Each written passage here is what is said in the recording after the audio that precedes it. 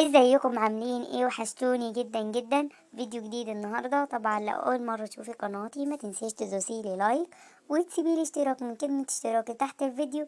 ويلا بينا نبتدي الفيديو. اول حاجه كده بدأتها معاكم النهارده هعمل او روتين او روتين للاسبوع كامل. ازاي بنظم الاكل بتاعي والوجبات بتاعتي.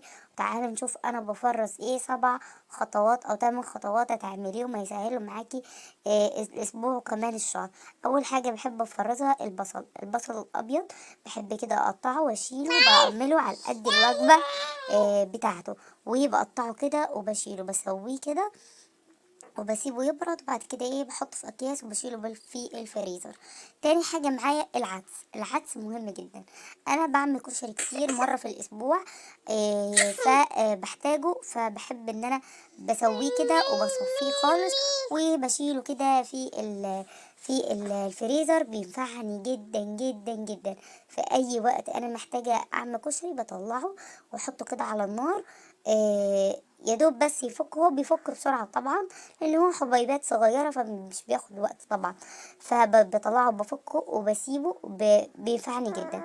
تالت حاجة معانا النهاردة الكرنب حلو جدا.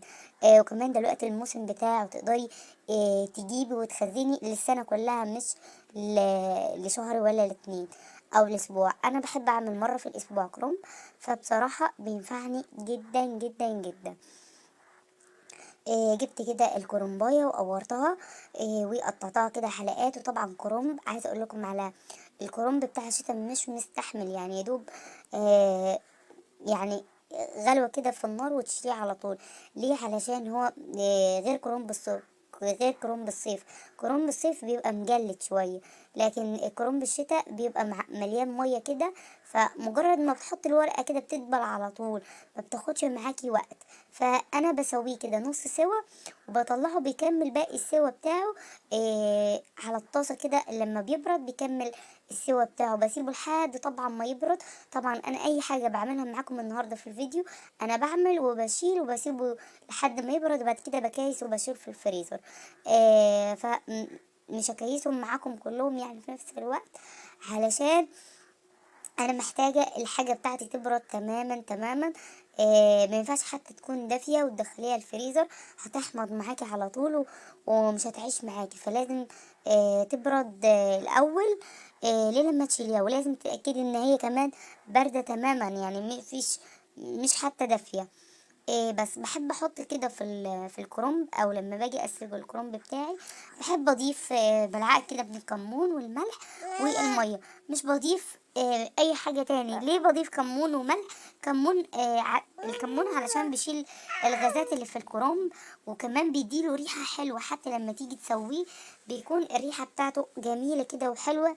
والكرنب بتاعك كده ليه طعم. هقولك برضو على كام تركايه كده. لو انت الكرنب بتاعك الرز بتاعه ما بيستويش يبقى اتأكدي انك انت سلقه الكرنب كويس. لانه لو الكرنب مش مسلوق كويس ومش مرصوص كمان كويس في الحله الرز بتاعك مش هيستوي لان الميه مش هتوصل للرز كله. وتأكدي ان النار بتغلي في جميع الاتجاهات في الحله. يعني بتغلي في النص وبتغلي في كل حاجة. مش بتغلي في جزء والجزء التاني لا. فمهم جدا جدا انك انت تاخدي بالك لو الكرنب بتاعك بيعجن لازم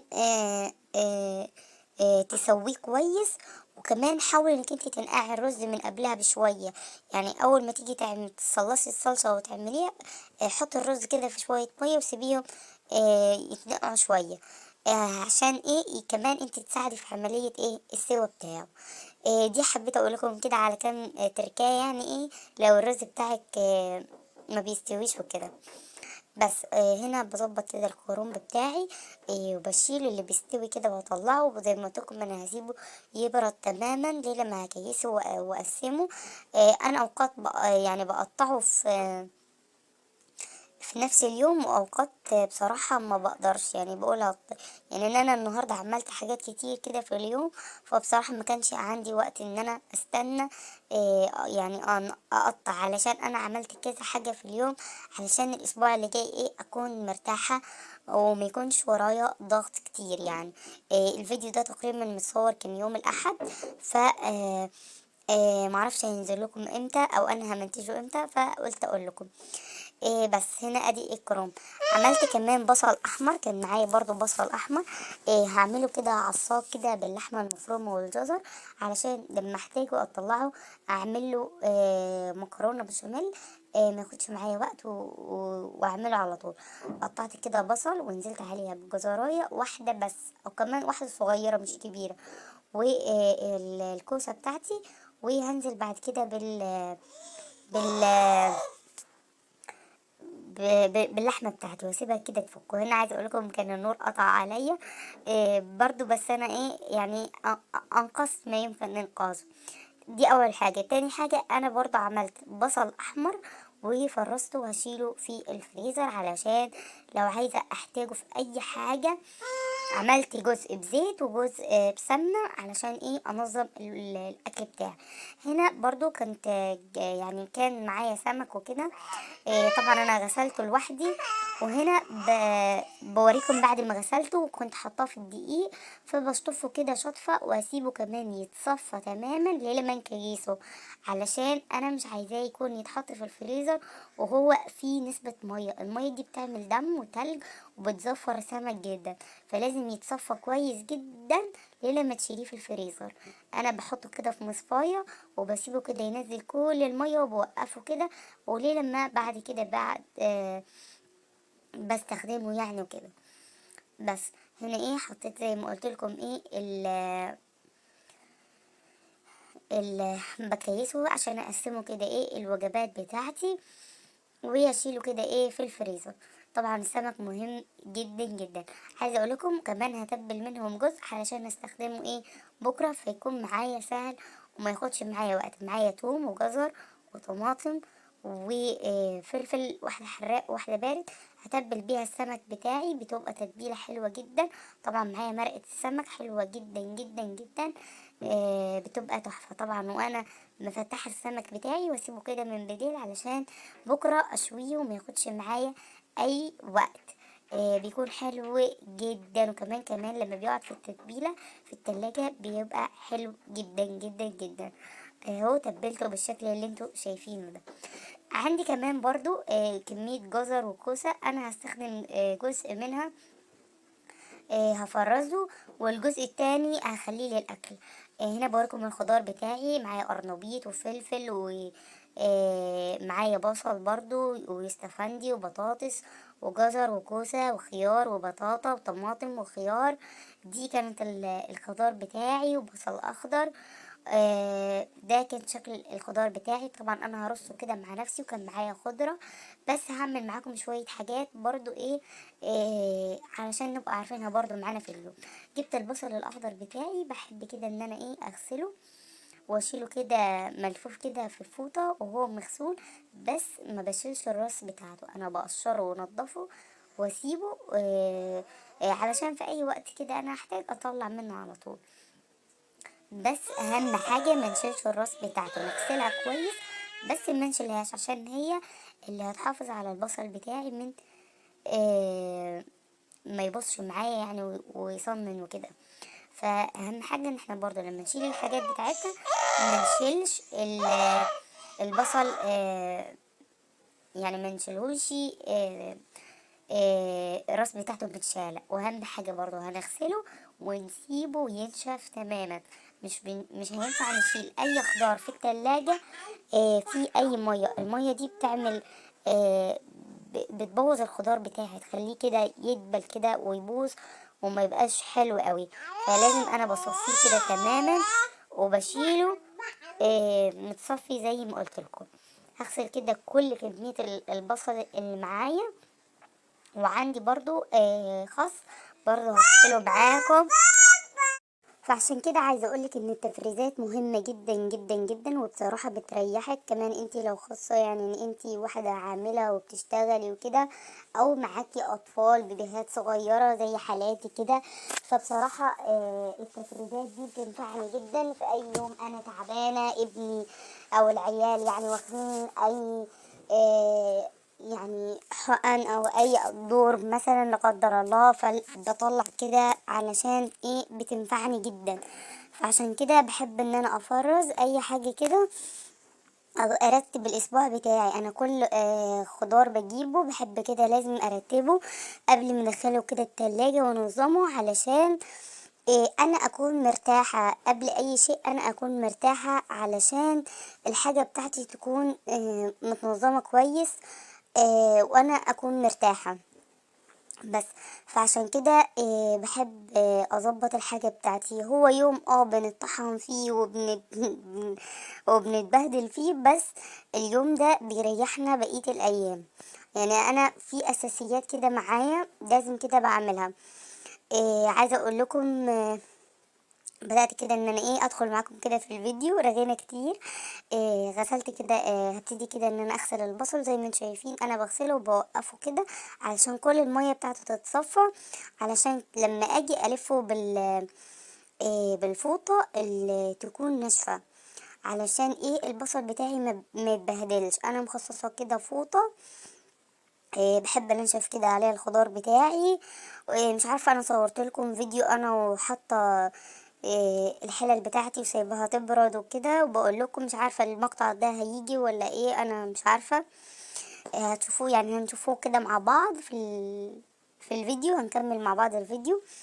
هنا بسيبهم كده ينشفوا تماما زي ما قلت لكم. وبرضو هعمل نفس الحركة دي مع الخس. انا بحب الخس لازم اغسله ورقة ورقة، معرفش ما اقدرش اغسله كده قالب كده كله مع بعض، لا لازم بصراحة ما اقدرش اغسله كده ورقة ورقة وانظمه. وبحب ارصه كده واحدة واحدة. وكمان الجرجير او اي خضار انا جايباه معايا نفس النظام، اغسله كده واظبطه. والخضرة عموما انا بحب اغسلها. يعني معايا لو بجيب كزبرة وشبت وبقدونس، بحب اعمل لهم اغسلهم غسلة كده كويسة وانشفهم وبقسمهم كده، واسيبهم ينشفوا تماما من جميع المية اللي فيهم. وبغسلهم بحطهم في الفريزر، بقسمهم كيس للكزبرة وكيس للشبت وكيس للبقدونس. طبعا بطلع على الاستخدام على طول. ما ينفعش الخضار يفك، لا تطلعي تستخدمي في وقتها، تتلفيه من الفريزر كده وتحطي على طول على سواء تستخدميه يعني في محشي وكده، تحطي على طول على النار يعني على الاستخدام. اوعي تطلعي خضار يفك بعد كده تستخدميه، هيبوظ منك على طول. هتلاقيه نزل ميته وبهدل الدنيا عايزه اقولك. فالخضار لازم يطلع في وقتها.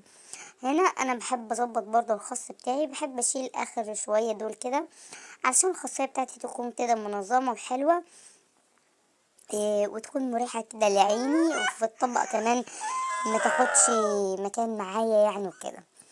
وكمان احنا ما بناكلهاش، يعني الحتة الأخيرة دي انا بحس انها ما بتتاكلش، فعشان كده انا بشيلها بس. وبعد كده طبعا انا بفصصه كده واحده ورا واحده وبغسله واحده واحده، علشان بحس ان انا بلاقي اوقات يعني بغسله بلاقي فيه تراب كده من جوه كده خالص.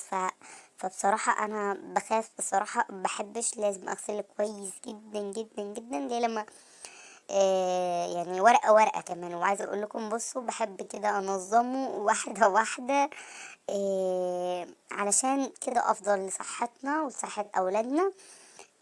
الخضار والحاجات دي دلوقتي برضو ما بقتش مضمونة كويس قوي، فلازم نغسلها كويس جدا جدا على الاقل. انا يعني الخل ده حلو جدا في غسيل الخضار، فعلى قد ما تقدري اي شويه طماطم حط عليهم ملعقه خل، شويه خيار تغسليهم كده، فبجد بجد حلو جدا وبيقتل البكتيريا. فانا بصراحه عندي الخل ده حاجه اساسيه في البيت زي البصل والبطاطس كده، ما اقدرش استغنى عنها، لاني انا بغسل بيها خضار، بغسل بيها الفراخ، اللحوم يعني لحوم لا الفراخ فراخ اي طيور بغسلها بالخل. بسمع ناس كتير بتقول ان الخل بيزفر وكده، لا ابدا ابدا، انا عمري ما شفت ان الخل بيزفر، بالعكس بينضف وبيشيل ريحه الزفاره. كمان جربي تحطي للفراخ لما تيجي تنقعيها حطي لها حته كمون، بجد بجد الفراخ هتلاقيها ملهاش ريحة زفارة نهائي تماما كده. حتة كمون بقرفة صغير مع ملعقة خل ودعكي بيها الفرخة وسيبيها كده تتنقع كده شوية، بجد هتدوقي أحلى فراخ، عمرك ما هتقولي دي زفرة. عمرك جربي وهتدعيلي. انا عندي زي ما بيقولوا كده هسهس كده في الفراخ بالذات، لازم اغسلها يعني كويس جدا وانقعها عشان الزفارة وكده، ما بس يعني ما اقدرش اكلها هي وزفرة. ده الجزر والكوسه اللي انا وريتها لكم في اول الفيديو. طلعت كده جزء منهم، قلت كده هفرزه، اشيله يعني معايا كده في الفريزر يبقى خضار كده متفرز. وطبعا برضو معايا برضو خضار كده هبشره واشيله برضو في الفريزر برضو علشان يعني ده برضو هنحتاجه. يعني انا بحب برضو ابشر كده جزء منهم. حلو جدا. هنا بقطعه، بس اهم حاجة انت بتقطعيه حاولي تقطعيه قطع كده متساوية علشان في السوا ياخد كله نفس السوا. ينفعك في شوربة خضار طلعيه ما ياخدش وقت معاكي. ينفعك تعملي طاجن حلو جدا جدا جدا، مش هياخد معاكي اي وقت. ينفعك برضو انك تعملي اي حاجة. يعني بصي الخضار في البيت حلو جدا جدا.